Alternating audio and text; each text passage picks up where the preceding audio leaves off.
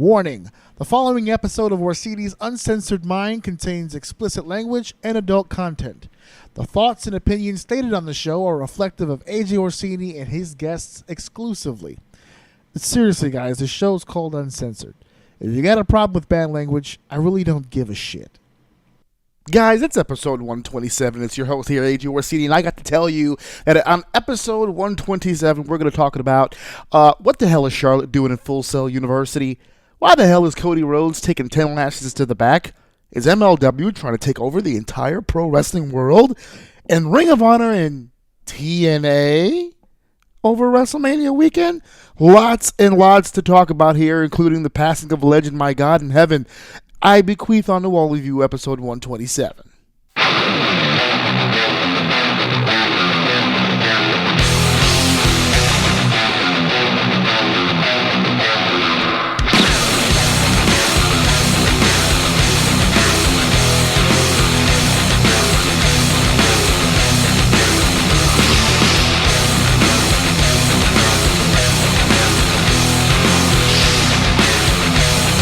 Welcome to Orsini's Uncensored Mind, and now your host, AJ Orsini.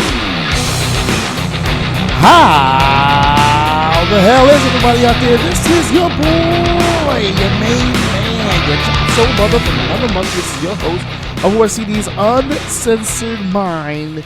This is AJ Orsini. That's me. I am the guy. I'm AJ Orsini. I am the host of this show. If you're listening to episode 127, I'm going to give you a quick little something to think about before we go through with the rest of this episode. I is exhausted. I is tired. But I is going to power throughs because I have got news for all of yous. I've got some good stuff going on in my life right now. And since you all sat through all my sad, pathetic shit, I think it's cool that you guys sharing some of the positive as well. I gave you guys a little bit of a rundown of the things we're going to be talking about here. We got some AEW, we got some WWE, some NXT, some MLW, some Ring of Honor. Jesus, we've got TNA to discuss. Can you believe this? That's like what? 1, 2, 3, 4.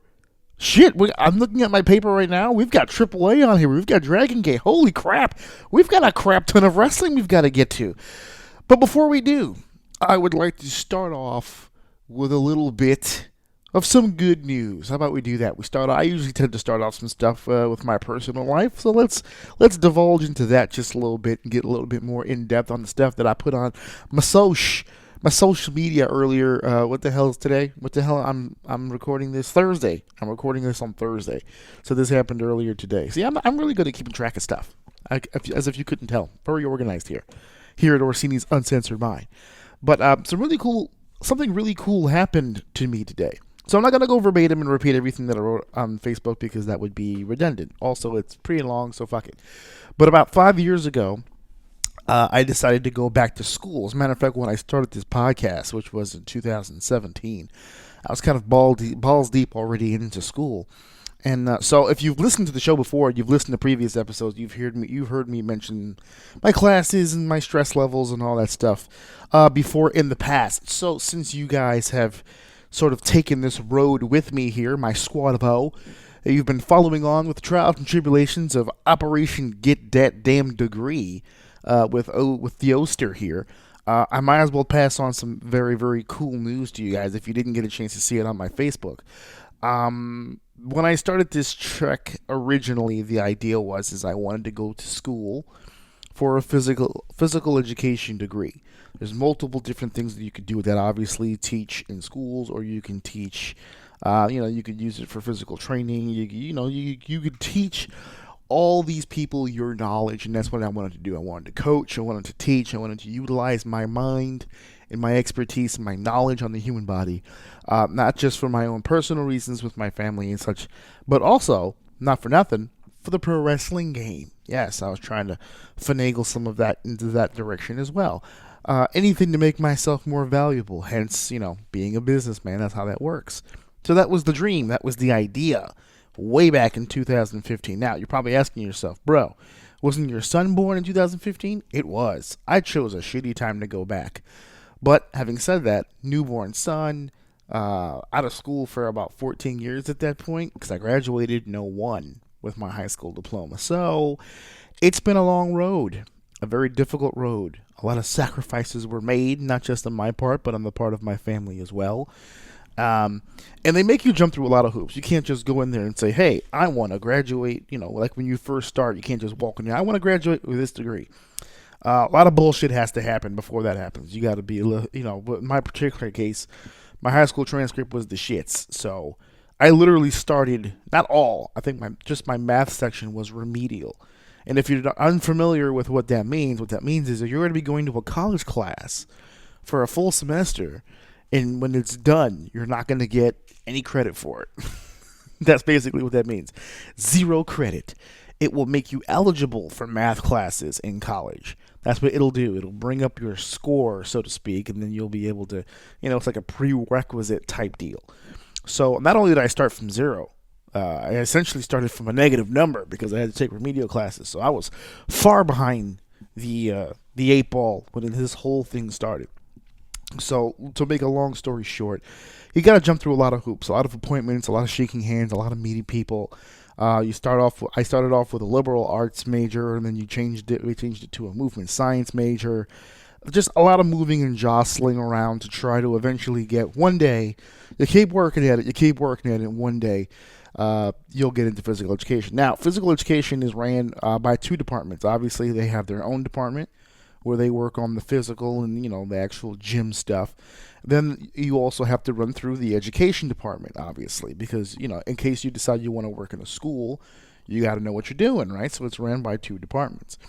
So last year, I had applied for last semester, fall semester, I applied for the teacher's education program, but I haven't heard from them in forever. It's been a while.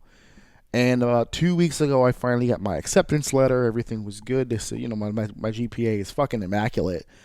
So they were like, yeah, you're pretty much in. You're a shoo-in. Here's your deal. Here's your sign, blah, blah, blah. So, that was a huge thing for me getting into the program, because that means now, you're one step closer. Everything always feels like one step closer, right? And after a while, one step closer, one step closer, one step closer. After a while, you start to feel like there's not really a whole lot of progress being made on that front.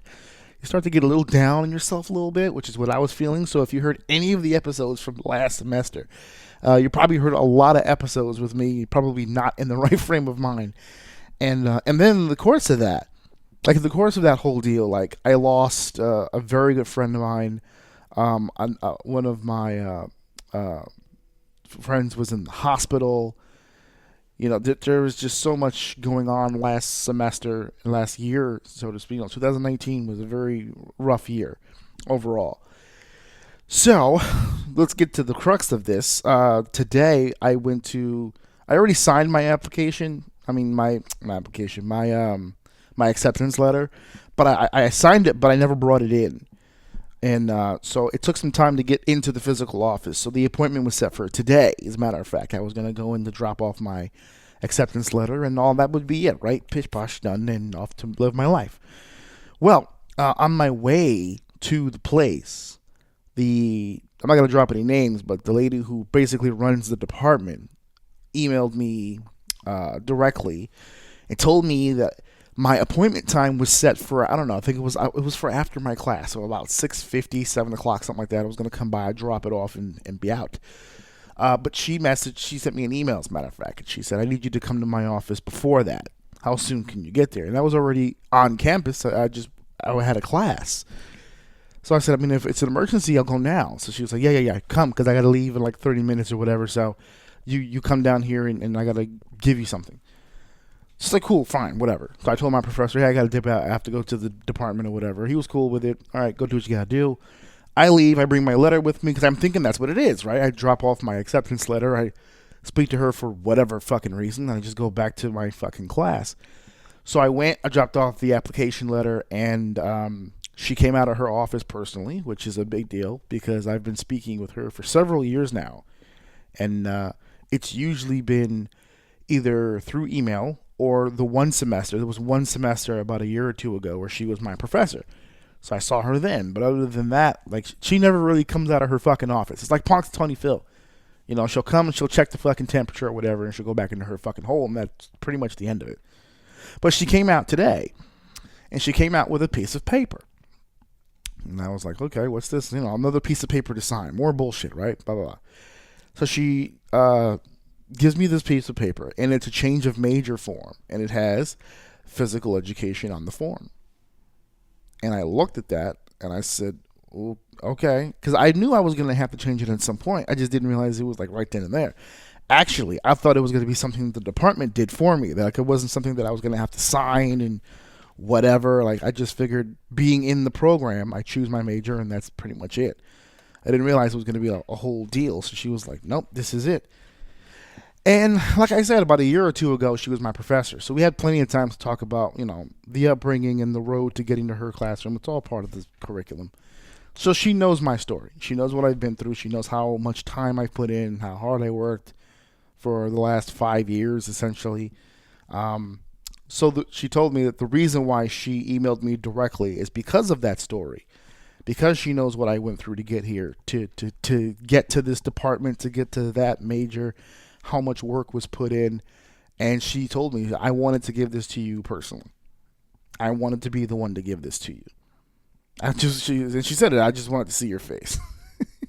Because she knows how long I have been pushing to get this major change, and just every day, just moving every day for the last God knows how many years.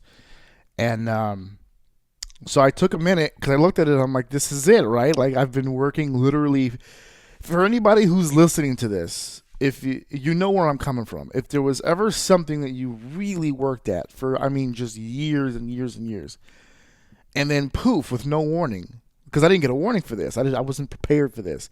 Poof, it's here. This is it. This is the final piece of paper you're going to fucking sign. I'm changing my major over. I'm going to take these classes, and then that's it. And she gave me the paper. She goes, that's it. This is it. This is the paper you've been wanting to sign. So I took a breath for a second. My mind just started racing. Everything was happening so fast, and I was like, all right, I guess I'm just going to sign this. So I signed it, and I gave it back to her. I kind of almost didn't want to give it back to her. I worked really hard to get to that. So I was like, I don't know if I want to give it back. But I did give it back to her, and she hit me right in my feels, because she looked at me, she gave me a handshake, and she said, the next piece of paper I'm going to be handing you, it's going to be on cardstock, and it's going to have a leather binding to it, and we're going to be wearing robes. And that got real. I'm not going to lie, that comment got really, really real, because I'm going to be honest with you. I think I've said this on the show before. I never thought I would be able to do this. Not that I'm not smart or responsible. It's just, college just seemed like something that I not only couldn't do, but really didn't want to do. There was like this piece of me that was just like, fuck it. I'm going to do it without it, right? I'm going to go without it. But, as I labeled down not labeled, but as I wrote down on my social media, there are other factors that made me actually decide to go back. And she looked over the credit system, and she said, based on what you got now and with the classes you have, by the end of the semester, you'll be a senior. So, we started crunching numbers, and if we really push, think about this, guys. I've been doing this for 5 years, and based on the numbers we ran today, if I pushed, and if I really went for it, I could be done in a year. And that shit, that gave me goosebumps. I was like, are you fucking serious? Like, this could be something. It's no longer like a what if. Like, we're this close. We're knocking on the door. This could be something very, very real for me. So I was overcome. I had a lot of emotion, because this is just becoming. I'm a 3.5 GPA. If it's put in front of me, I'm going to do it. I'm not going to say that I'm taking these classes for granted, because I'm sure they'll all be difficult and all be time consuming in their own way. But if I haven't stumbled yet, and I've passed some incredibly difficult classes, I don't foresee the rest of the schedule, because I've looked ahead, the rest of the schedule fucking me up. The ones that I was really worried about was the biology, and I explained that. I forgot what episode it was. I explained how much of a headache that shit was. But I did it, and I got by it, and I passed it. Really high marks, too, for it. So this is becoming a reality for me, that I'm going to have this college degree, that it's going to be something that I've earned, and it's a pretty incredible feeling. So for everyone within the sound of my voice who has been following me along on this journey through this podcast or through my social media, thanks, because there was a long period of time there where I just really didn't think this was going to be something that was feasible or something that I could even physically do. So the fact that we're here, It's pretty fucking awesome. It's pretty fucking awesome, I gotta tell you. So thank you guys for that. And we're gonna get off of me now, and we're gonna start talking some pro wrestling here. I know that's what you guys came to hear. You guys came to hear the discussions and the talks, and I got some hot takes for you guys. Hot takes. Hot. Fresh off the presses. But before we do, I want to go ahead and I want to take my big fat ass crystal ball, right? And I want to look into the future of pro wrestling. I'm moving my headset around right now because I'm trying to take my hat off because for some stupid reason, I'm sitting in my house and I decided out of nowhere before I started this to put on a hat. And my scalp is on fire right now. So I'm trying to there we go. I'm trying to take this off. My scalp feels like the inside of some fat guy's sweatpants right now. It is. There's moisture here. It is uncomfortable. Here we go. All right. Headsets on, back on. We're good to go. Okay, so I want to take my big fat crystal ball and I want to check out the future of professional wrestling. And for me to do that, I have to look no further than a company that I have been paying attention to for a little bit now. And the more I pay attention to it, the more kind of, what's the word? Not shocked. Because when you see a slow, steady progression, you're not shocked that this happened. But Major League Wrestling. Now I've got to be honest with you. I saw a lot of their earlier stuff. Okay, I haven't really gotten a chance to see much of it recently. Like I said a second ago, I've been kind of busy. But everything that I've seen from them is very, very interesting and very, very cool, and I'm very, very into it. And I like a lot of the stuff that they've done, and I love their presentation. I love the talent they have, the way in which they take the time to develop said talent. It's a really, really, really good company, and they've been doing some amazing things recently. And every time I flip through, Every time I freaking flip through my news feed, I find more and more information. So I grabbed a bunch of things recently and I want to talk about it. One of the things I want to talk about right off the bat is MLW is doing some amazing things, not just in the world of pro wrestling, but apparently internationally in the world of pro wrestling and through a potential streaming service. Not entirely sure if you guys have heard, but MLW right now, as reported by the PW Insider magazine, and I happen to know one of their great writers, Mike Johnson. And I'm telling you right now, if this stuff is being reported by PWI Insider, I'm going to go ahead and give it the benefit of the doubt. Now, they haven't concluded anything. There's nothing definitive. But there's been some talks, and I kind of want to talk about it as a conversation starter here, that MLW, Major League Wrestling, has been in negotiations with Amazon. Now, I am an Amazon Prime. Amazon? Did I just say Amazon? Amazon, I believe. O-N. Amazon Prime. I'm an Amazon Prime fan and subscriber. And I got to tell you, I'm not big on the program because a lot of it, if I'm going to get a streaming service that I'm paying for, I would like to have access to everything to the service that I'm paying for. It's the one thing about Amazon Prime I don't like, because a lot of that shit, when you go there, there's a section for things that are included with Amazon, and then there's half-price shit, and then there's extremely priced shit. So I'm not a big fan of the app, but if MLW was to come onto Amazon as an inclusion, you've got my attention. I think for some oddball reason, it's just hard for me to follow it on YouTube because there's so many different things on YouTube. I always get distracted. If it had its own app or something like that where it would be no distractions and it's just exactly what it's supposed to be, then it would be easier. But because because it's on YouTube, it's just fucking with me. But Amazon is very limited. There's very few distractions on Amazon. I actually don't watch too many things on Amazon. It's nice every now and then to pop on something old school. And I was following The Boys, which I can't wait for season 2. That's going to be coming out. We're going to be talking about that on the show coming up, especially when that shit gets up and running. Because The Boys is a pretty fucked up and freaked out fucking show, and I can't wait. But having said that, The Boys and MLW on Amazon Prime, you've got my attention, friend. I am ready to go. And MLW already puts on a great production, so for them to get on a streaming service like that with that many viewers, it's only going to pump up the popularity of that particular professional wrestling company.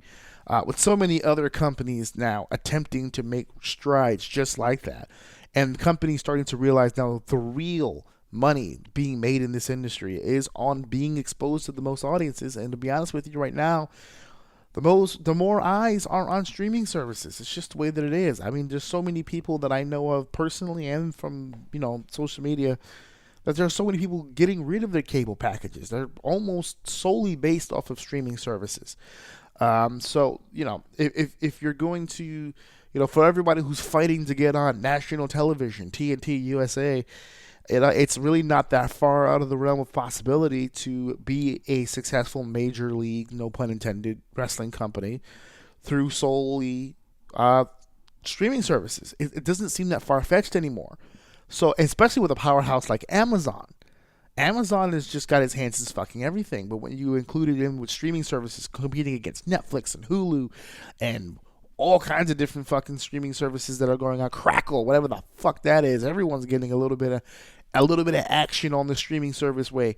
So for them to not have to spend the expenses on their own app and piggyback off of an app that's already in existence and not only has the proper platform for it, but it definitely has limited options, to be honest with you. If it was, I think it works out better for MLW if it's included with Amazon. If you've got to pay extra for it on the app, like some of the other shit that's on there, might hurt the chances of success just a little bit. I don't know if anyone's going to want to take the chance on an unknown for some people who have never had a chance to seen it. But I'm completely interested in the idea of them doing it at Amazon, and I can't wait to push forward and see where that goes. Having said that, there's no better time to do the other thing that they're doing, which is expanding internationally. I want us to talk about this. MLW is doing a show in Mexico, Tijuana to be exact, and not just any show in Mexico. By the way, this is happening on March 13th, but it's a co-promoted show with AAA. Yeah, AAA, not the car service, at AAA. We were talking about this on the Royal Rumble show, if you caught that. Whenever someone does a promo in Mexico, it's AAA. That's right, AAA and MLW will be doing a combined show March 13th in Tijuana, Mexico. And that's huge. AAA obviously has a lot of fucking stars on it to the Mexican wrestling community. MLW definitely building up its own little clique, its own little, rogue section here in America. And getting those two exposed is going to be fantastic. But there's more. There's more. MLW is not just going south of the border. They're going to the land of the rising sun as an old friend seems to be returning back to the States. Dragon Gate back in negotiations. As a matter of fact, I think the negotiation with Amazon is still on, but the working relationship with AAA and with Dragon Gate is official. The ink is dry. Court Bauer is already putting out press releases. These things are happening. Now, the AAA show in March 13th is a sole event. I don't know if they plan on moving forward with that, but they are moving forward regularly with Dragon Gate. So we're going to see a lot of cross promotion, a lot of talent exchange. This is going to be really, really cool. And MLW right now is stepping its effing game up. I mean, seriously, it's really stepping up its effing game. They're really trying to come out here and provide a fantastic product. Now, one of the things I love about MLW, and this is just my own personal opinion, and that's why you're listening to the show, to get my opinion, but MLW was like a lower scale WWE whilst still having kind of that NWA power feel. There's a lot of wrestling that goes on this program, but it does kind of have a sports entertainment vibe to it as well. It's a very hybrid, very likable, in my opinion, company. And if you're listening to this on the off chance that you're not a hardcore, but you just happen to be a fan either of my shit or maybe you heard me talk about some WWE shit, I'm telling you, even if you're a casual, if you give MLW a chance, I think you're going to find some stuff that you're going to like. So I'm really looking forward to what MLW has coming down the pike. I really am, because I can't tell you enough about how fucking excited I am about what can happen. I hope things do happen, but I'm going to be honest with you, I'm excited about what can happen. There's such a possibility for so many different things, and I hope Major League really, really, really, really kicks it up. I can't effing wait. You know what I can't effing wait about, by the way? I've got a sexy, sexy tee. I don't know if you guys know about that. A very, very sexy, sexual tee. And I'm going to tell you guys a little bit about that. So, hang on tight.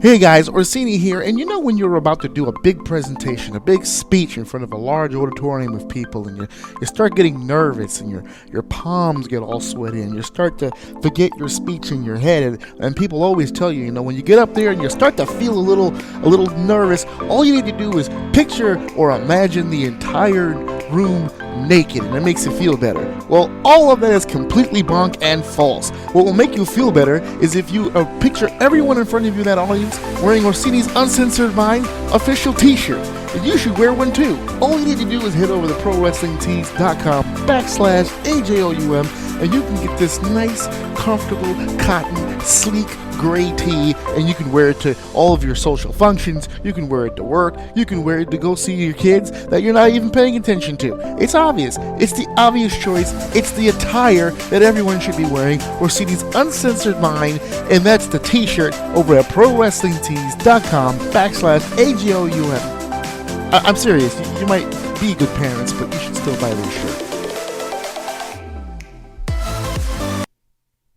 Yeah, I mean, you can still be good parents and buy the shirt. You can be shitty parents and buy the shirt.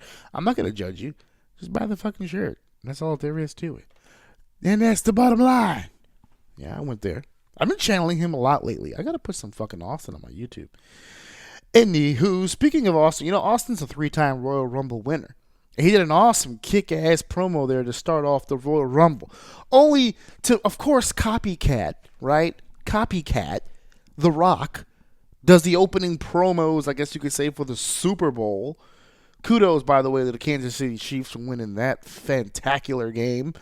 Breaking their 50-year streak of fucking irrelevance, I guess, because they haven't won a chip in forever, so now they're back in the game as a franchise, reinvigorated with a beast mulatto at quarterback. It's going to be fantastic. But yeah, The Rock does the opening promos there for San Francisco 49ers and the Kansas City Chiefs. But to be honest with you, after watching The Rock and Stone Cold Steve Austin, I got to be honest with you, I loved Steve's more than I liked The Rock's. Patent Rock, good stuff. But Steve, fastball right down the middle, baby. I loved his goddamn promo before the Royal Rumble. That was good shit. Such good shit, as the McMahons would say. But he's a 3-time winner of the Royal Rumble, and which makes him historic. But there's another historic winner of the Royal Rumble, and her name is Charlotte Flair. That's right, Charlotte Flair won the 2020 Women's Royal Rumble, or is it just the 2020 Royal Rumble? What are we talking about here? Are we removing this label or fucking not? Is what I'm trying to figure out. I thought they were taking women's name off the belt and all that other bullshit. I just saw the fucking episode like an hour ago, and it still says women's on it. So I don't fucking know anymore. It's fucking whatever, dude. I'm giving up on the whole women's championship and blah, blah, blah bullshit. I don't know. But that's not what we're here to talk about. Charlotte won the Royal Rumble.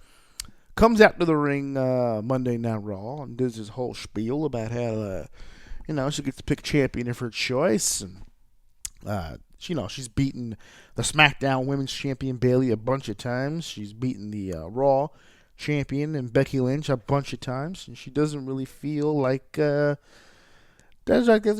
posing much of a challenge for her, but she's like, fuck it, I'm going to go for all the gold. I don't know that was her saying that she wants another triple threat, winner-take-all match at WrestleMania. Dear God, let's not do that shit again. But that's what it sounded like, until, of course, my favorite wrestler in the world today, Rhea Ripley, comes out and issues the challenge against the Queen. If she's going to compete against anybody, why not compete against the one woman that has beaten her and that Charlotte has not beat? So, awesome challenge out there. Charlotte, of course, plays it off. And then we got a nice little segment on NXT television between Charlotte, Bianca Belair, and Rhea Ripley. All three of them coming off like stars. What a fantastic promo there from the three women. Why are we talking about this, AJ? Because you're hyping it up and you're giving them a whole lot of praise. Here's what we're talking about it. What the fuck is Charlotte doing in Full Sail? What the fuck is Charlotte doing on NXT? What the fuck is Charlotte doing competing for the NXT Championship? Now, I know people are going to hear that and they're going to say, AJ, you just praised the segments. They're good. Why are you curious as to... and I have 2 words for you. You're going to disagree. You're all going to disagree. There's not one person who's going to agree with me on this. I already know. I'm at an island unto myself. But I accept this, okay? Finn Balor. Those are my 2 words. Okay? I'm going to get back to Charlotte in a second, but I'm trying to make a point here. Finn Balor. I need you to listen to me. Listen to me hard. Finn Balor does not belong in NXT. He doesn't. It's unfair. It's uncool. This is not nice what they're doing, okay? Did Finn Balor need a reboot? Did Finn Balor need sort of a tweak, some sort of a badass? Blah, blah, blah, blah?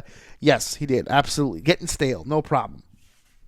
That repackage that you gave him, you could have gave him that shit on Raw. He didn't need to be on fucking NXT to get that repackage. He did not. It does not look right. It does not look right. He looks like a man amongst boys. A chess player playing checkers. This is just, it does not fit. He looks light years above literally everyone else. And to be fair, to be absolutely fair, he looked like that the first run he had. When he was in the NXT, when he was in NXT the first time around, he was just so much more talented than everyone else. Longest reigning NXT champion of all time. This guy had great matches with everybody. The first run, he was just too much. That's why he was there, maybe a year? And then to the main roster, and went to the main roster and immediately competed against the top guys and eventually became the first ever Universal Champion. That's how talented he is. And now you're trying to tell me that he has to open up NXT UK or NXT, whichever version, Worlds Collide against, was it Elijah Dragunov? Now, Dragunov is a fantastic performer. That was really my first time seeing him. He's really, really fucking good. But he ain't lacing Finn Balor's fucking boots. Nobody in that fucking company is. No one in either of those companies. And I'm not saying that all great wrestlers and they can't compete with him on a physical level. That's not what I'm talking about. I'm talking about Finn Balor's skill set. He works a room better than anyone else. He works a camera, hard cam, roam. His timing, his footwork, his ability to make his little moves seem like big moves. His psychology, everything about Finn is polished. He is a polished, finished product. He's not a one-sided guy. He can wrestle multiple styles with anybody that he's in the ring with. He can wrestle with big guys. He can wrestle with small guys. He can fly. He can fight. He can do it all. He does not fit in NXT. It doesn't work. Now, granted, for everyone wondering, well, are you going to feel the same way after Balor fights Gargano at NXT TakeOver Portland? Yes, I'm going to feel the same way. Will I be impressed by that match? Of course I will be. It's 2 of the best wrestlers in the world going at it. It's going to be a fantastic matchup. And that's I am including Johnny Gargano's falsies, which is a typical thing. The falsy face. He's got a falsy for that. Johnny Gargano, the whole shebang. He's the whole shebang, and he's the king of the falsy. No one has mastered the false finish the way that Johnny Gargano has. Okay? No one does. So that match is going to be great. But aside from that, and a possible Ciampa feud, and a possible Cole feud, who is rocking with him? None. Now let's take it back to the original point. Charlotte. What the fuck is Charlotte doing in the NXT ring? What is she doing there? Now I know people are going to say, well, AJ, NXT women's division right now is the hottest division on the planet. It's clearly the more superior women's brand in the WWE. True, across the board. But again, I didn't ask you what she was doing in NXT. I asked you what the fuck she was doing in Full Sail. She made that place seem small. She did. She didn't help that situation at all. She made NXT in the ring and that audience feel small. It doesn't fit. Now, do I want Charlotte versus Rhea Ripley at WrestleMania? Hell yeah. And I love the stuff that Bianca was doing to kind of plant that seed of doubt as to whether or not Rhea was even going to get to WrestleMania. But let's face it, that's the money match right now. Rhea Ripley and Charlotte. That is the money match. There is no other matchup that can take place at WrestleMania that comes close to that. Shy of Ronda surprising everybody, coming back and challenging Becky for WrestleMania. That's really the only thing. Anything shy of that, the money match is Charlotte versus Rhea Ripley. It just is. The way they've built up Ripley, the way that they've technically built up Charlotte, it makes complete 100% sense. I don't like how they're getting there. This, first of all, Rhea Ripley challenging Charlotte. I didn't like that. How does that make Ripley feel like a big deal? It makes her feel like, almost fanish, right? Because it's like, oh, she's looking out for Charlotte. She's keeping an eye on Charlotte Flair. Why? You've got Bianca Belair, the EST of NXT, in the coming weeks. I didn't like the fact that it was Ripley that laid down the challenge. And I especially didn't like the fact that Charlotte couldn't answer that challenge from a bigger arena. I think that would have worked that into the program. I'm not even going to minimalize myself to going there to meet you. You want to face off with the champion? Come to me. Come to the blue brand, baby. Come on over and check it out, or the red brand, or any brand that's not NXT. Come, check me out over here. That's what that is. That's what that should have been, because that makes, in my opinion, that makes Rhea seem more big time. Let Rhea Ripley do her things on the big stage. Makes her appear great. Gets her experience on that top level. It's fantastic stuff, to be honest with you. I just don't like the way they got there. I don't like her in Full Sail. I don't like Finn Balor in Full Sail. It doesn't look right. It absolutely does not look right. I can't wait for the match, and I hope that they do. Like I said, I praised the segment. I thought it was good. I just don't like her in that building. That entrance, when you watch Charlotte's entrance in Full Sail, it doesn't feel right. It's like they're being visited by the president or something. It's just awkward. She just seems bigger than the area that she's in. It's almost like a step down for her. I don't mind these two people feuding. I would love to see it. I'm going to pay good money to see it. I just don't need Charlotte in Full Sail. That's it. And even if that happens, there's no way Charlotte goes over. There's no way. Because then what? Charlotte goes to NXT Full Sail every Wednesday night live on you. Get the fuck out of here. It's just not happening. It's not happening. Rhea's going to get her rub at WrestleMania, and that's about it. That's all that really can happen. So that was definitely one of the situations that stood out to me about that. I definitely want to talk about that because I think the women's division right now, especially when it comes to NXT, is hot stuff. Hot stuff. Hot tamale. So, of course, we got to go ahead and bring that up. We're going to dig deep. Charlotte went to Full Sail and invigorated some of her past. She got a nice little welcome home chant, So she got accepted by the audience, and she got a nice little return. And she was like when they played that song, it was like a little blast from the past. It was nice. But there are two companies right now that are really digging into the past. And I need to talk about this shit, please. Because I can't remember which one did it first. And here we are with two retro throwback shows from two retro throwback companies. Impact Wrestling obviously is alive and well. Well, their version of well. And they decided they were going to do a little flashback show. They're going to do a little TNA versus Impact type deal. So it's going to be, what do they call it? TNA, There's No Place Like Home. And they're doing a show WrestleMania weekend, April 3rd, Tampa Bay, Florida. So if you are asking yourself, is Impact an indie company now or not? I guess this would seal the deal, would it not? Because only indie shows work WrestleMania in WrestleMania venue. That's just how that goes. So that's what they're doing. And TNA, There's No Place Like Home. I told you already, April 3rd, Tampa, Florida. Let's go through the list here. They've announced in Ultimate X. They have not announced who will be in the Ultimate X, but they have announced there will be one. And that's nice. That's one of my favorite matches, so that's pretty cool. D'Lo Brown and Ken Anderson coming in as members of Aces and Eights. Why the fuck are we bringing in Aces and Eights? Why? Was it that over? Were they the ones that made it that over? I'm not entirely sure. But it is from the past, so there goes that.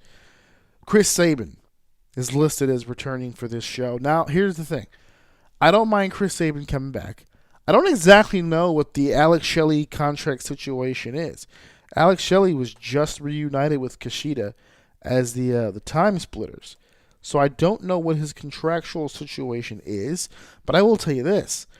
The other company that's doing a Throwback Retro show is Ring of Honor, and Alex is on that show. So I don't exactly know what the situation is with Alex Shelley, and I'm trying to look it up right now. As a matter of fact, while I'm doing this, I'm multitasking like a motherfucker. Yeah, I've been listening too much to that. I've been listening, comments on Achieving a Dream. Yeah, he's not signed. According to this, that was a dope picture of him, by the way. He's in amazing shape.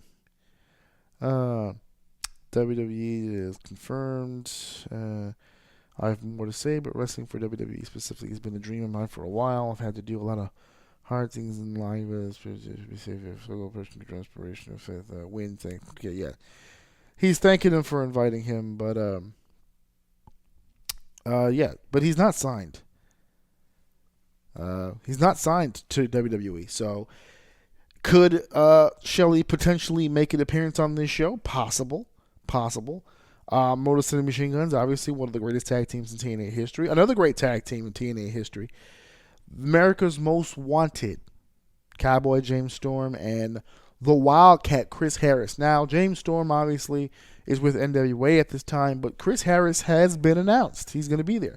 So one half of America's Most Wanted. And if I'm booking the show, I would definitely place it to, if we don't get Shelley and we don't get Storm, I think it would be cool to put Sabin and Chris Harris together for a mock tag team just for the night. And you can sell the history of the two teams and you can make sense of that. That'd be pretty cool. I'm not booking it, but there you go. Scott Steiner, Big Papa Pump. Holla if you hear him. He's going to be at the show. He's going to be there with his little buddy, Petey Williams. I know those two will be together in some segment, some form or another. That should be dope. My old coach here, my old boss, the Amazing Red, makes his return. That reminds me, I hope they're getting their music. Like their original, what was Amazing Red's?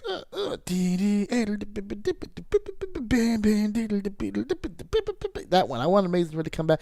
And I'm debating which one I want for Sabin. First of all, Hail Sabin.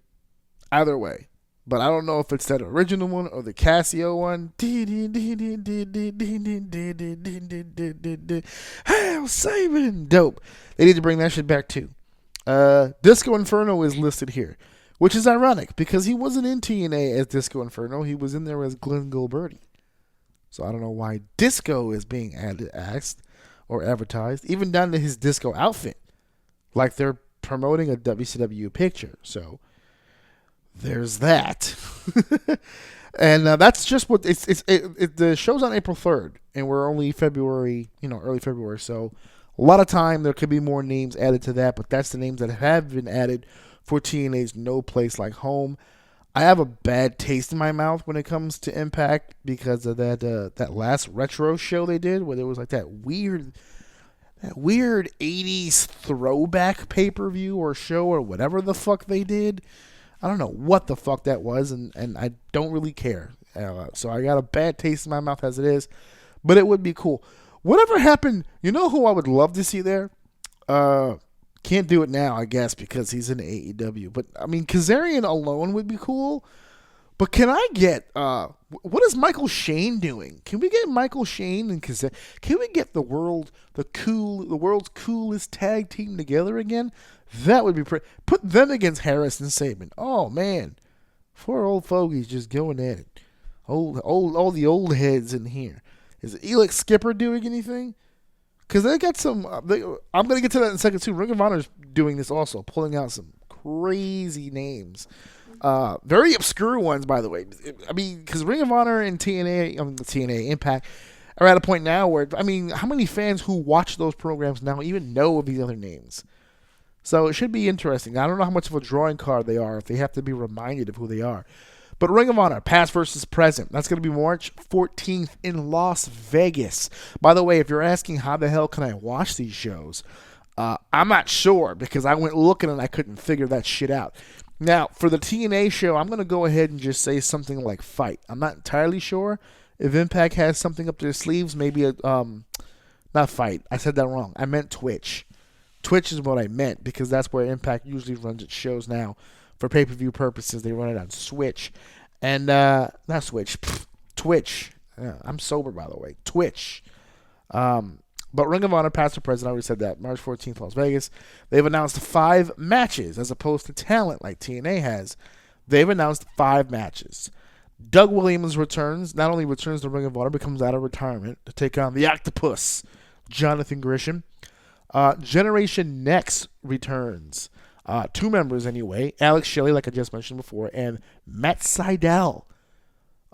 They're going to tag up to take on Villain Enterprises, Marty Scurll, and Flip Gordon. That should be a fantastic match. Homicide versus Brody King, which should be a fight, and I can't wait for that. Jay Lethal versus Xavier. Here's the thing about this. I have a personal stake in this particular match. I know for a fact this is a match that Jay Lethal has won it for a long time. Obviously, it's never left him because I can promise you when Ring of Honor came up with this idea, Xavier was not involved in the pitch. I think this is something Jay Lethal brought to the table and they accepted, and I cannot wait because very few people have the insight that I have. That's right. When you're listening to Orsini's Uncensored Mind, sometimes you get exclusivity. Sometimes you get exclusive information. And I have some exclusive information on Xavier. And there are and the reason why I'm saying this is there were a lot of people on social media killing this idea because Jay Lethal is considered arguably one of the best wrestlers in the entire world, bar none on weight or size. And people will say, well, Xavier was a beast in his day, but there's no way that he's going to be able to keep up with a guy like Jay Lethal. Well, here's the deal, folks. You're wrong. That's it. Open book case. Bye. No. Xavier is in amazing shape, and I know this because I've seen it with my own eyes. For those of you who follow me and know, I used to roll with the boys, the Hog Boys down there in Queens, House of Glory Wrestling, and Xavier has made quite a home for himself there, and I have personally seen him do the training, and I have personally seen this man's body being in complete immaculate shape, and I have personally seen this guy transition from pro wrestling to the MMA world, complete with, I forgot what his fight record was, but I mean, this guy's been in the cage, knuckling up, shoot fighter. This guy is for real. And I think Jay Lethal knows that. And I hope Ring of Honor sells this point home. I know Xavier sent out a promo in response. So we're going to get cooking with that. We're going to get Jay Lethal versus Xavier. And it's going to be a better match than I think you guys are anticipating. Because you haven't heard from Xavier in a long time. A lot of people don't even know that he was the second Ring of Honor World Champion. It's one of those championships sometimes that, that slip by on people. So that's going to be a fantastic matchup. And we have one more appearance here. John Walters, I believe, if I'm not mistaken, he's one of the original Pure champions, and that's back when they had the Pure title. So I know that many people may not be too versed in that, but I'm sure, again, leading up to the event, they'll get into the history. He's a fantastic shooter. He was a great mat technician. I remember seeing him a few times live. And I'm looking forward to seeing him. He's not booked in a match, not as of yet anyway, so maybe they'll have him in some sort of a fight situation. I'm not entirely sure, but it should be interesting how they maneuver this stuff around. I know personally I can't wait. Now, what I just mentioned was TNA, and I mentioned Ring of Honor. Okay? Now, me, I'm a bit of a anti-nostalgia guy, but even I have to admit, I like the idea, if for no other reason, just to change shit up, right? Just to bring back some of the old fans, get them to look at the new product a little bit and see if we can get any of them to stick. I get it. Business-wise, I understand. All right? This is an opportunity. I kill the WWE when they do it because they're not really in the position where they need to do it. But for companies that do need to do it, all right, I can kind of see it. I can even kind of get by it. The problem is that when you bring back these old school fans, when you tease them with things like past versus present, or there's no place like home, and they come back, right? Just to take a peek. How does this shit look? I haven't seen it in years. The problem that you run, or the risk that you run, I should say, is that when these old school fans come back, they're expecting to see something old school. I named TNA, I named Ring of Honor. A lot of those guys, when you say those company letters to a lot of people, the names that I just mentioned, they're not on that list. The guys that you would think of when you say, who are the guys you think of when you say TNA? Who's the first guy? Maybe Jeff Jarrett, right? Now, he's not contracted that I know of. I think, and if anything, he probably has like a Legends deal or an ambassador deal with WWE. But from what I understand, I do not believe that he is full-time contracted. Could he be there? Possibly. It's a possibility. Not going to rule that out. But who's another guy that you would think of? AJ Styles? Samoa Joe? Sting? Kurt Angle? Shit, even Christian? None of those guys are going to be there. There's a lot of Christopher Daniels, low key. None of those guys are going to be there. Ring of Honor. Probably the same names I just said, right? Samoa Joe, Bryan Danielson, CM Punk. None of those guys are going to be there. Those were the real heyday guys. And I think sometimes you run the risk of, when the hardcore fans left, hardcore Ring of Honor fans, hardcore TNA fans, when they left with their memories of what once was good or great, depending on who it is you talk to. But when you bring these old school fans back to take a look at what you got going on, and you're showing them the product you have now, and it doesn't even closely resemble what you were doing before, you run the risk of doing a lot more damage. This show has to be good. Doesn't matter how old these guys are. And for the most part, everyone who was here, or everyone that I named, or who I picked, still in relatively great shape. I can make an argument right now, Red in particular, or even Petey Williams, Chris Sabin possibly, are better now than they were even back then in their heyday. But you got to showcase them correctly, and we'll see if they do that. So I'm not big on the nostalgia stuff, but in this particular case, man, I don't have a problem with that. I want to see what they can do with it. I'm more curious than anything else. I just want to see what they do with all of that. We have two more topics we need to get to here before we wrap this bitch up. And one of them is going to be real quick. I'm not going in depth about this. Okay? We lost a good one recently. I was trying to say, believe it or not, I wasn't going to do this on the show at all. I really wasn't. Because it's such a polarizing situation, I just didn't feel the need to go down this road. But sure enough, I'm not going to say that I'm being forced, but at the same time, I feel like I have to say something just to get it off my chest, just to get a little relief on my end. So as all of you know, I'll go through it quick. We lost a basketball legend in Kobe Bryant, and we lost his one of his daughters and about 7 other people that were on the helicopter that was with him. Also families, a husband, a wife, and another kid was on there. And the helicopter went down, and they lost their lives in this tragedy. And the only thing that I wanted to say was, the whole rest in peace deal. And I would hate to be in that position where one day I wake up and just 2 members of my immediate family are gone just like that, snap of a finger. And it's a really touch and go, sad situation. And that's all I really wanted to say about it. But I felt the need to bring this up because I just wanted to quickly comment on the other side of things, just for a second. Because I can't resist the urge to just tell someone to fuck all the way off. Sometimes I just can't resist it, okay? I can be a professional. I can get outside of my own ego at times. But there are some, very few times, where I can't help but just sit here and just say, fuck off. Okay? In this particular situation especially, because it wasn't even 24 hours before we're talking about him being a rapist, before we're talking about him being a gigantic piece of shit for the things that he's done over time. And I'm one of those people. I don't just look at the good. I look at the bad. When someone passes, you gotta look at the body of work.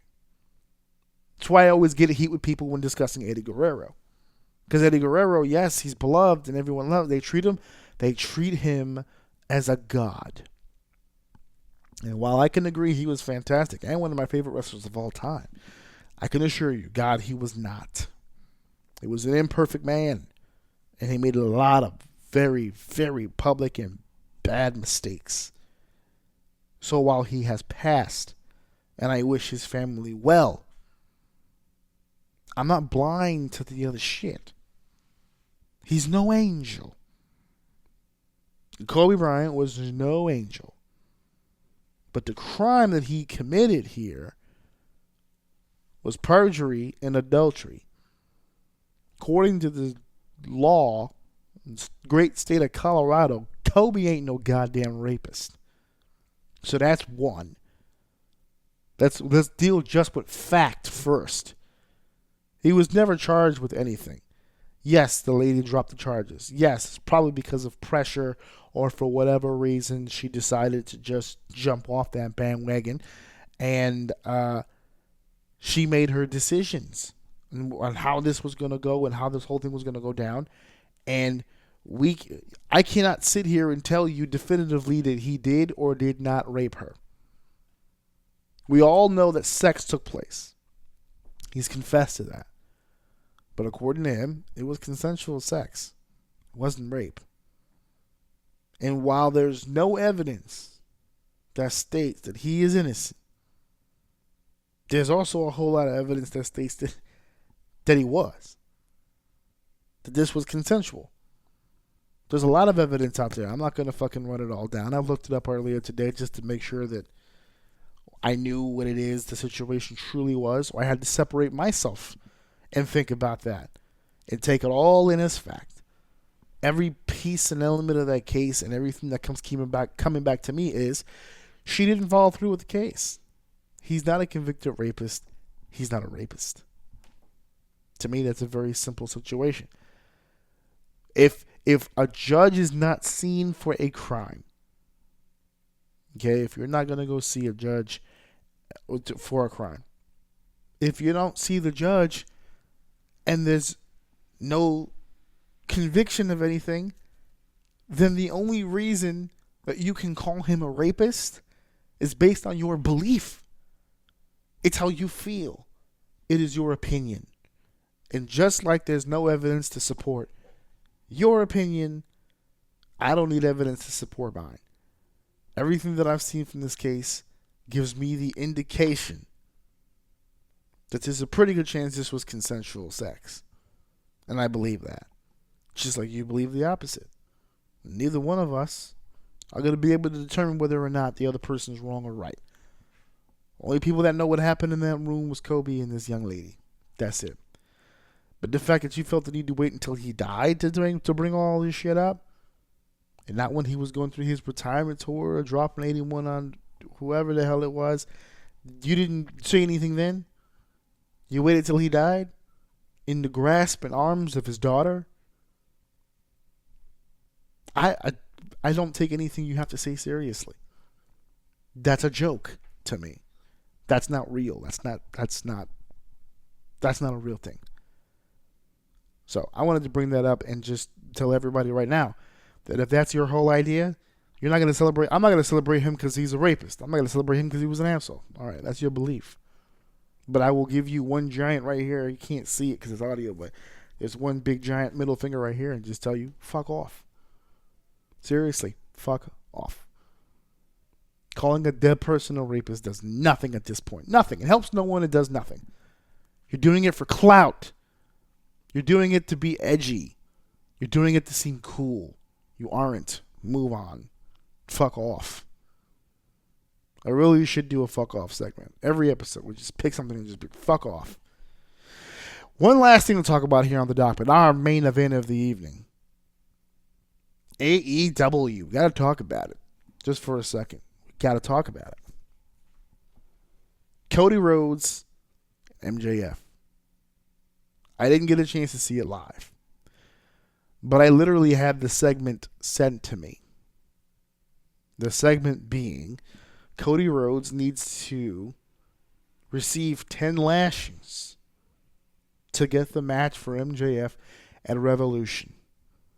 And as I started watching, because they gave you a little pre-package, somewhere along the line they put together patches. This goes way back between MJF and Cody. And we're taking lashes to get a match.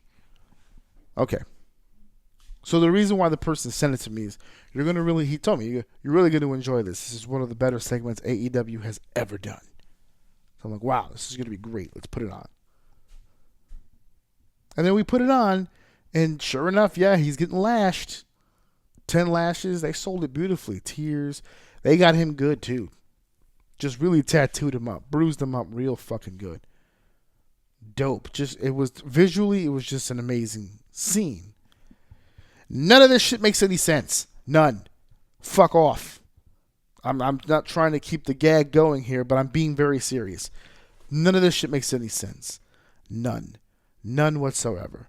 The timeline just doesn't make sense. It just feels like they're throwing in the kitchen sink on this entire program. And I don't understand why. There is power in subtlety here. Especially when it comes to Cody. Cody is a veteran. He understands the game. But the fact that all this is happening, we've got steel cage stipulation. We've got strap situation.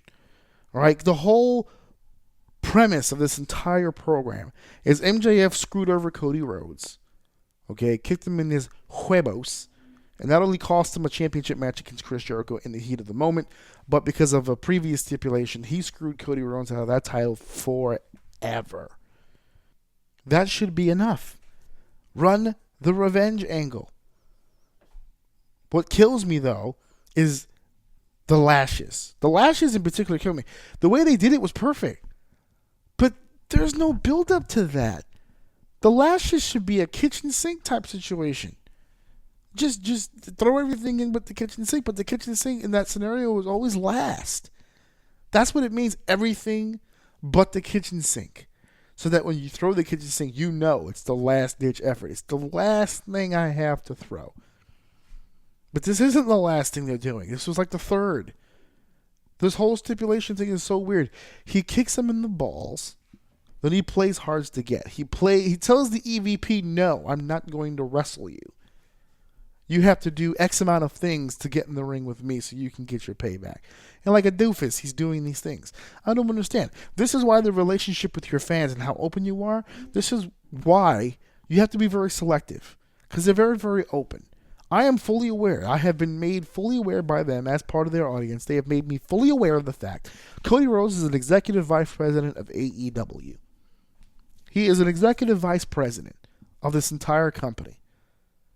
He could this whole deal, well, I'm not going to wrestle you, Cody. No, I'm the EVP. You're going to wrestle me tomorrow if I fucking tell you to. That's how that's going to work. And people are like, well, he can't just book himself in matches. Tony Khan's the booker, and he has final say. If you truly believe that a booker has more power and more clinching final say than an EVP of a company, you're an idiot. Or you can go the other way with that. You can say that, yes, he's an executive vice president, but since Tony Khan is a Khan and they're the ones putting the money in and he's booking, he's going to get final say no matter what, then we're not the idiots.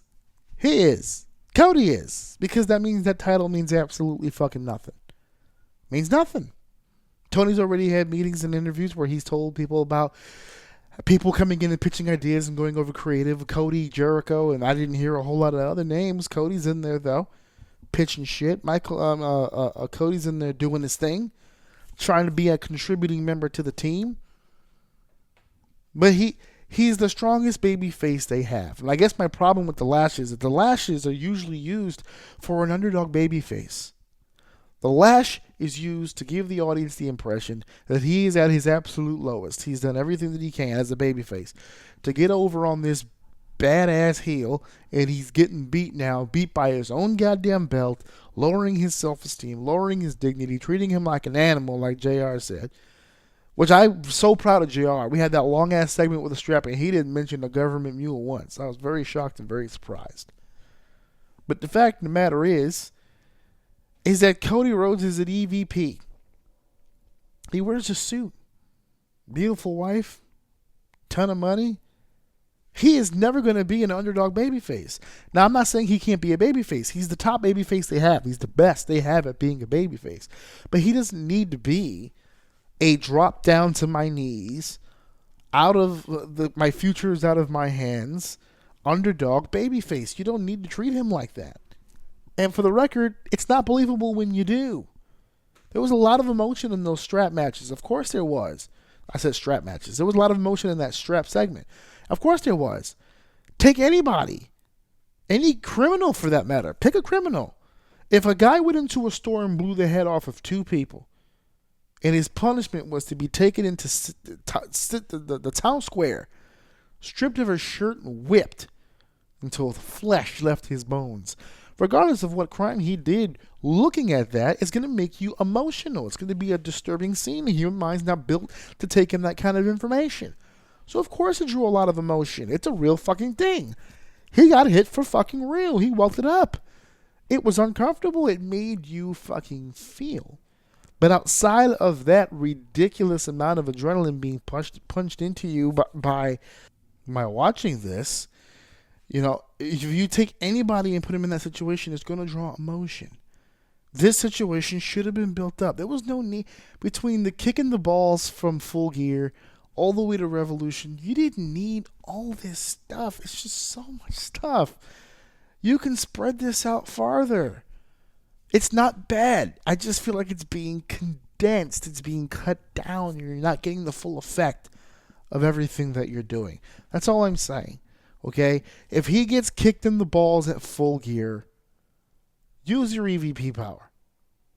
At the next pay-per-view, at Revolution, I'm going to kick this little shit in his face, and I'm going to show him that he needs to stop messing with me. Right? And then MJ comes out. He's taunting him on the microphone. Cody taunts him, responds back. They go back and forth week after week. They're just communicating with each other in the most horrible way possible. And at one point, he talks Cody into an absolute frenzy. Cody fucks him up, beats him up big time, right? Maxwell comes running to management, to the cons. Cody's out of control. He can't handle himself. And this is usually the part, I'm sure, but that's where they would come up with the no touch stipulation. But no. Don't even tell Cody he can't touch. Tell Cody, listen, you're out of control. You're not being able to keep your emotions in check. We're going to have to take your title from you. We're going to have to take the executive vice president, tag off of you since you can't seem to control yourself. And Maxwell uses this to his advantage. Look what happened. If you blow your stack, you're going to lose your position. So you start egging him on. The beauty of the touch rule is that fans are pretty much preconditioned to believe that because that rule is in place, it's a guarantee they won't touch. If they put it in fine print, you're not allowed to touch him or you'll be penalized. It's a very good chance not going to touch him. But if you don't make that rule, if you have Cody snap on him at first, and you separate him, and then MJF is just egging him, and Cody just wants to bust him in his damn mouth, but he knows that if he does that, he can cost himself a job. You see, in my opinion, the rule handcuffs Cody. I think you uncuff him. I think don't even make it a rule. Make it a get rid of the want. That's what that is. Get rid of the want. Don't put Cody in a position where he wants to beat the shit out of this guy. He's got the fancy suit. He's got the millions of dollars. Let this guy be exactly what he is. A patient babyface who's going to beat the fuck out of this asshole as soon as he gets to live in the opportunity to try. So don't even create the whole don't touch rule. I would have been done with that. Get it to the point where MJF is taunting him so goddamn bad, but he's just so G with it. You're not gonna fucking budge me because I'm going to get this match and I'm going to kick your ass. Okay, and then what I was saying before, that making your position known so well amongst the public about being a VIP, it hurts. So the only way that you would be able to be put in a position where it unhurts is to include that as a stipulation. I would replace that. That's what we would be doing leading in the Revolution. I wouldn't do a strap. I would. Cody Rhodes would come out. He snapped, right? They were about to fire him, and he makes this big plea, and he gets to keep his job. He looks over at Maxwell at some point, and he says, "You're a fantastic athlete, but you're also a giant dick, and I can't wait for a Revolution so I can kick your ass." And you just keep egging it until the point where MJF says to himself, "I'm not going to fight you." And Cody tells him, "You're going to fight me. You're going to fight me because I'm the executive vice president. I make the decisions around here, and I've made the decision. You're going to fight me." So we get to Revolution. Straight up, just like that. He wants to don't overthink. Get right to Evolution. MJF, Cody Rhodes finally get together. Bing, bang, boom. MJF wins heel victory, right? Whatever that means. Tights or whatever the case may be. Just he fucks him over, right? So now Cody's really distraught. See, because at Full Gear he was caught by surprise, and then at Revolution he might have taken him for granted, right? Didn't appreciate the kind of guy that MJF was. So now he just suffered a loss. So that's a beat down at Full Gear and a full loss at Revolution. His momentum is completely shifted. Cody has been unstoppable as a babyface. He wins every feud that he's in. And this one he loses. Right? He's going to lose to MJF. And he can't control himself. Now he's upset because he knows he can beat this fucking guy. Now he knows that I can beat this guy. And I can beat the fuck out of him and really make him pay. I just need one more opportunity. See, now you've built up a situation where he just has to have this match. First time out, he doesn't really need it, to be honest with you. He's got everything he needs. But now he's gotten his shit kicked out of him and he gets beat in a match. Yeah, I think I'm going to fight MJF one more time. And I want to fight you at Double or Nothing. That's right. They got another pay-per-view in May. 2 months later, Double or Nothing 2. How appropriate would that be? I lost. This is coming from Cody. I lost to MJF at Revolution, so now I'm doubling down. I want another shot at this. I want to do this again because I know I can beat you. And now MJF says, "Nah, I don't want to fight you again. I already beat you. There's no grounds for it. I don't need to." And Cody pulls the power again. No. I'm the EVP. You're gonna fight me again at Double or Nothing because I'm going to prove to you that I'm a better performer than you, that I'm a better wrestler than you. Now, Cody starts to feel a little heelish a little bit, but that's more edge for him. That's more, I'm going to make this happen. Push that authority, right? So then we get to Double or Nothing, but now what? In order to get there, because Cody really wants to fuck him up. I really want to fuck you up. Before I wanted to beat you, now I want to hurt you. Because you're lying. You're walking around here telling everybody you're better than me because you beat me. You didn't really beat me. I lost to you, but you didn't really beat me. So now Double or Nothing, we need to be put in a position where there's no excuses. So we can go ahead. I forgot what building it's going to be in. Might be back in, I think this one's in Chicago, so I'm not sure. But we'll have a street fight. Anything goes. Back and forth. Everything is allowed. We have MJF pull everybody out of the curtain. Wardorf and the whatever the fuck, Hodor or whatever the fuck that fucking bouncer's name is. And you bring everybody in and you fuck Cody over again. Double or Nothing. Because the last Double or Nothing when they started their show up, everyone won gangbusters. But this time around, MJF's running around and looks like Daddy crapped out. That's right. MJF wins again. So now Cody is beside himself. He was fucked over at Full Gear. He underestimated him at Revolution. He got cheated at Double or Nothing. Crapped me out completely. Well, I've got to have this match now. Now I've got to have this match. Before, I just wanted revenge. The second time around, I just wanted to clear up a misunderstanding, and now I want actual blood. Now I want actual blood. So now here we are in the summer, and I want one more match. Now this time MJF can sit there and say, wait a second. Wait a damn second. Yeah, I screwed you over at Full Gear, but I beat you at Revolution. You were the one that set the stipulation up for no holds barred at Double or Nothing, and I beat you at that. So why should I face you at this point? And I know if you really wanted to be a jerk about it, you can just go ahead and book it because you're the EVP and you can make me do your little dances. But you can't erase the fact that I'm 2-0 against you.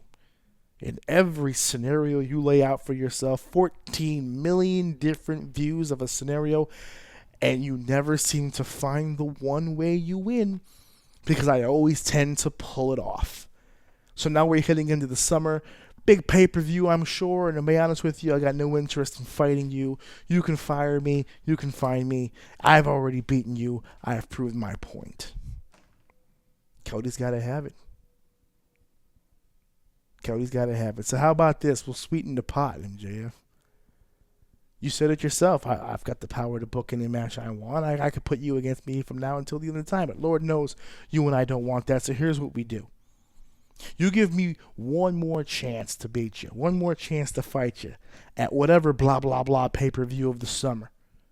One more chance to beat you, and I tell you what, you give me this match, and I will put my EVP status on the line. Meaning if I win, I keep my title, and I get a piece of your ass, which is what I want more than anything else in this world. But if you win, I am no longer EVP of AEW. That's a good step. It's a good step. You get me out of office. I become just another guy on the roster. You would have taken everything from me. Okay? You took my championship opportunity at Full Gear. You took my dignity at Revolution, and you damn near took a piece of my ass, double or nothing. I want something in return. That's the promos leading up. And MJF comes back at him. Says you want to put your EVP title on the line, that's fantastic. I'd love to make you an unemployed performer, and that's fine. But we've had all kinds of stipulations for matches. You chose them all, and now I'd like to choose one for me. All right, brother, pick the stipulation you want. Anything. I'll wrestle in anything to get my hands on you. Cool. So why don't we do this? Why don't you and I do this the real way? And we'll have ourselves a little strap match. All right, no excuses. Nobody gets to run away from one another. We settle our differences in the ring. Of course, the heel has other plans, but he has to try to come off like a little bit of the hero, like it's his idea. Then these two get into the ring. Something goes down. Bing, bang, boom. Cody finally walks out a winner. Leading up to the pay-per-view, of course, just to sell the idea of the strap, you do the segment that they did freaking last night. That's when those 10 lashings, they mean something. They mean something. Because you're building it up to a strap match. I wouldn't have even done 10, set aside for 10. You can do that same story with just strapping them up and just beating the fuck out of them with that strap. Welting them up, getting that human emotion involved. And then the next thing you know, they're all foaming at the mouth for the pay-per-view to see if MJF can survive yet another opportunity. Or if Cody can overcome and be the true babyface we all know and love. That's just me spitballing right now off the top of my head. If I had time to sit down with pen and paper, I'd be able to fine-tune that. But that's basically roundabout. That's, in my opinion, that's making the lashes mean something because it's telling an actual story, not just bruising someone up for the shits and giggles of a one-time matchup. It's long-term. It gets him into it because he can't compete for the championship. So he needs something long-term to be worried about, not for nothing. By the end of it, he will have built up a new heel for his company, whilst I'm sure still remaining one of the big baby faces of it. There's a lot of winners in this scenario. Now, I'm not saying what they're doing is bad. What I'm saying is I feel like it's being rushed. That's the difference in things. And I wish they would stop and take it easy and just build this old school. Old school works every time, especially when you have old school competitors. Yeah. So that was my idea. You guys might have some other ones. Let me know what you think about this whole strap situation and everything that went down with that. The emotion was good. It felt right. It's just misplaced. No proper build-up. I wasn't invested in it. So there goes that. Anywho, in any way, ladies and gentlemen, I want to thank all of you for supporting me for as long as you have. This whole conversation that we just had was just fantastically done. I've got some new equipment stuff that I'm going to be working on. I'm going to be doing recently, so we may hear some new voices on this show coming up. I have some things that I have to test and run by and blah, blah, blah, blah, blah, blah, blah. So I want to take this time now to thank you for liking. Thank you for downloading. Thank you for sharing. And, of course, thank you guys for enjoying. I want to thank you guys so freaking much for everything that you've done for me. You guys have no idea. Thank you so much. Good night. 100 episodes, now pay him. And make sure that you buy my husband's t-shirt at prowrestlingtees.com/AJOUM. Please, he needs this. Listen to my daddy show. He's the best, so I don't know.